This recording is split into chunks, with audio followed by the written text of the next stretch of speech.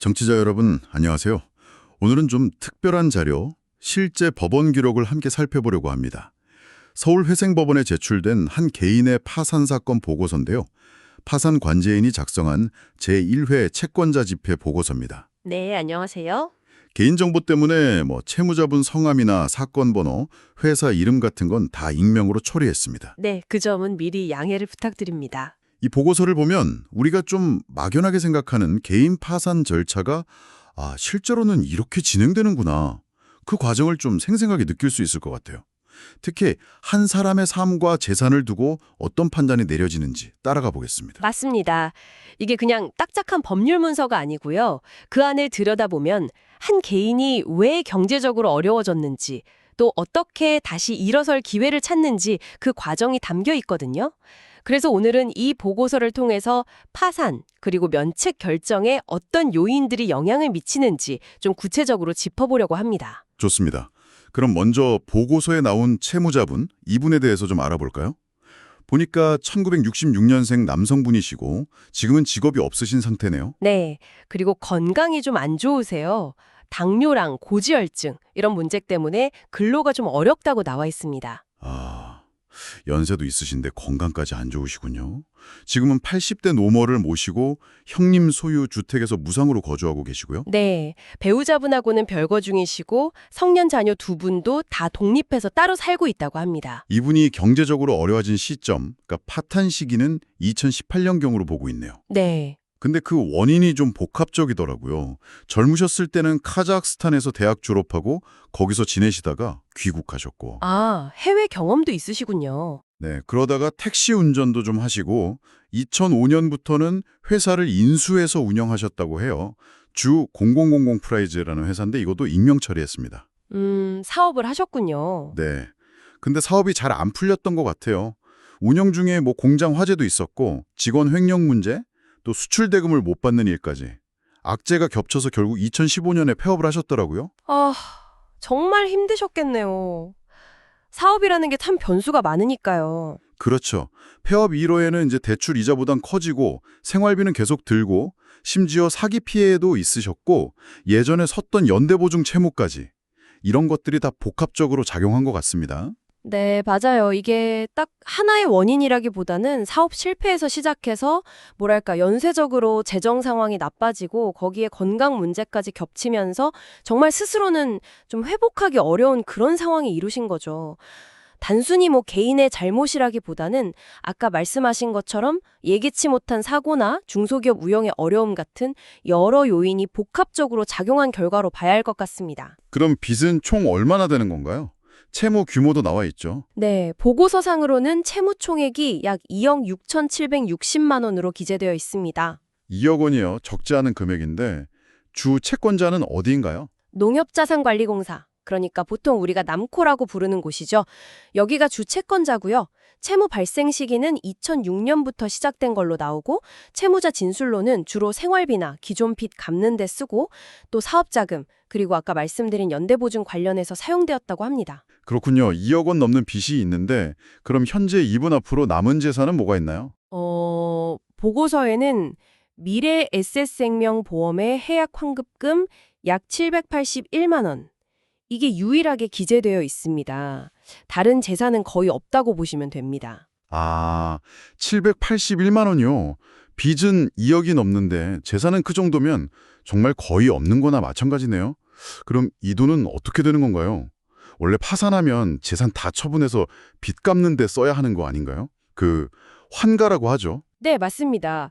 파산 절차의 가장 기본적인 원칙이 바로 그 환가입니다. 채무자의 재산을 현금화해서 법이 정한 순서와 비율에 따라 채권자들에게 공평하게 나누어 주는 거죠. 그런데 이 사건에서는요, 파산관제인이 아주 중요한 의견을 냈습니다. 어떤 의견인데요? 바로 이 보험 해약 환급금 781만 원에 대해서 환가 포기 의견을 제시했어요. 환가 포기요? 그게 무슨 뜻이죠?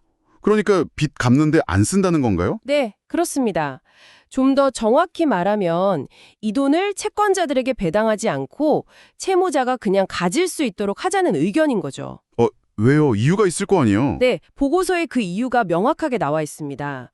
우선 법적으로 압류해서 채권자들에게 나눠줄 수 있는 금액, 그러니까 전체 환급금 781만 원에서 법으로 보호되는 최소 생계비 성격의 금액을 제외하고 남는 돈이 한 631만 원 정도 되거든요. 네. 이게 채무 총액에 비하면 사실 비교적 소액이라는 점이 하나 있고요. 그리고 더 중요한 이유는 아까 말씀드린 채무자의 건강 상태입니다. 당뇨, 고지혈증 이런 걸로 건강에 계속 안 좋으시고 그래서 근로 능력이 현저히 떨어진 상태라는 점을 크게 고려한 겁니다. 아, 건강 문제 때문에 그러니까 이 돈마저 가져가면 이분 생계가 너무 막막해질 수 있으니 그 정도는 그냥 두자 이런 판단이군요. 그렇죠. 일종의 배려라고 볼 수도 있고 파산제도의 또 다른 목적인 경제적 재기 가능성을 열어두려는 취지로 해석할 수 있습니다. 와, 되게 인간적인 결정이라는 생각도 드네요. 근데 이런 결정이 흔한 건가요?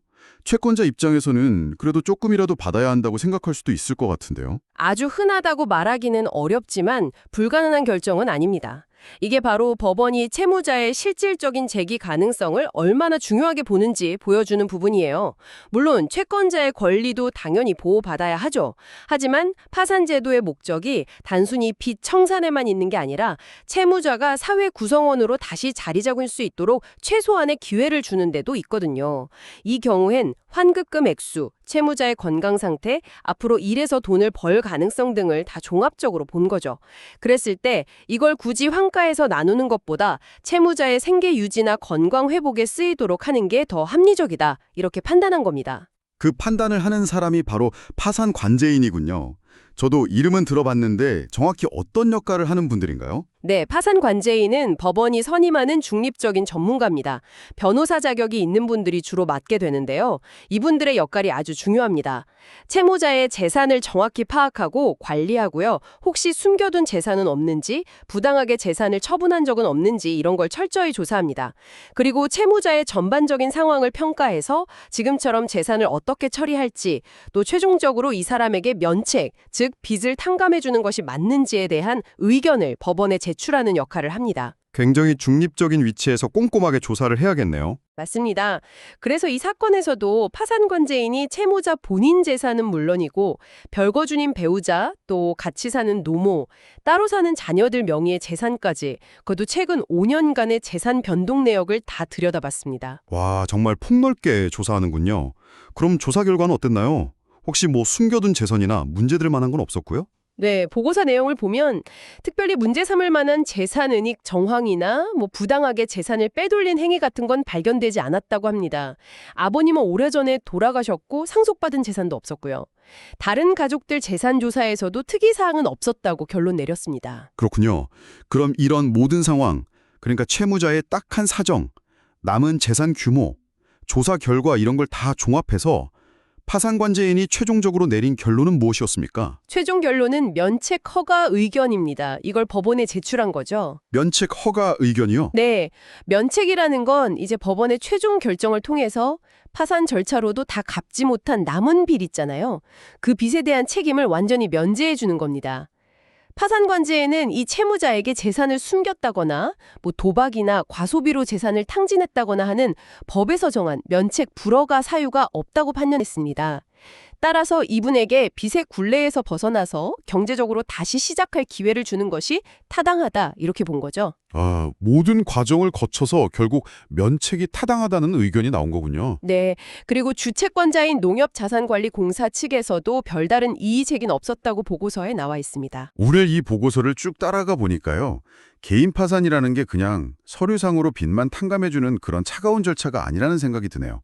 한 사람의 건강 상태나 앞으로 살아갈 최소한의 가능성 같은 아주 구체적인 사정들을 정말 깊이 들여다보고 신중하게 결정하는 과정이라는 걸 알 수 있었습니다. 맞아요.